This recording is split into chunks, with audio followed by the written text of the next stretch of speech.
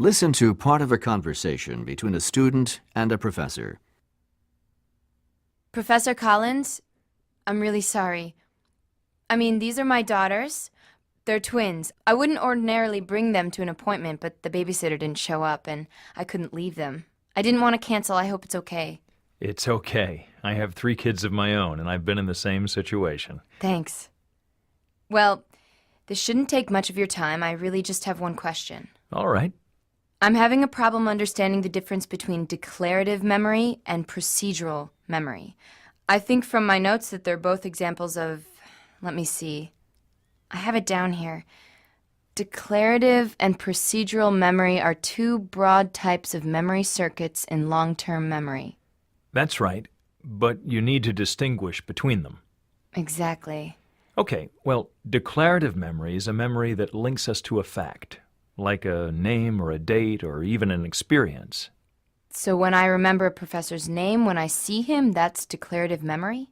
Yes, at its most basic level it is. But declarative memory also includes problem solving. Like today, when you decided to bring your daughters to my office, you were using declarative memory to access previous experiences and facts that would allow you to make a decision. Oh, right. I remember your example in class. That makes sense now. You were talking about problem solving by recalling experiences. But wasn't that episodic memory? Very good. Yes, it's called episodic memory.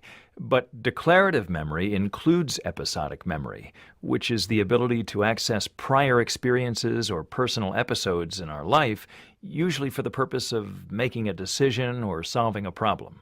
So episodic memory is a subcategory of declarative memory, so to speak. And semantic memory is just the storehouse of facts that we have in our memory circuits. Which is also a subcategory of declarative memory? Precisely. Okay, then procedural memory doesn't include facts or experiences. Not directly, no. Procedural memory refers to skills that we've learned and are now remembering in order to perform the skill without really thinking much about it. Like, for example, riding a bike, or do you play a musical instrument? Piano, sort of. Not really. Okay. Well, when you ride a bike then, you aren't thinking about the name of every part of the bike and how to use the handlebars or the pedals, or at least not consciously. No. But at some level, you are remembering how to do these things, so you're using your memory. And that'd be procedural memory. Yes, it would. Okay, then. That's why you said that declarative memory can be more rapidly learned, but it can also be more rapidly forgotten. Because a fact can come and go in the memory. But procedural memory takes repetition and practice, so it's harder to unlearn. I'm not saying that very well. But you have the idea. Often with declarative memory, you're consciously trying to remember. But with procedural memory, you're performing a skill without consciously trying to recall how, without each step in the process. That's what I mean, but... Yes? Well, I was thinking about language when my girls were learning to talk.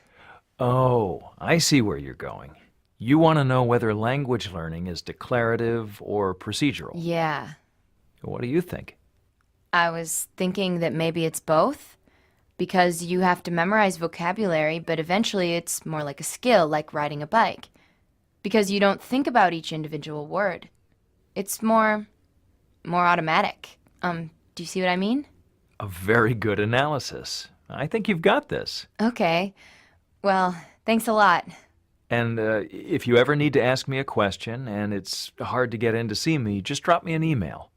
I thought about that, but... Look, I'm always glad to see you, but I answer a lot of questions like this by email every day. And if it's easier for you, that's fine with me. That's very kind of you. Thank you so much.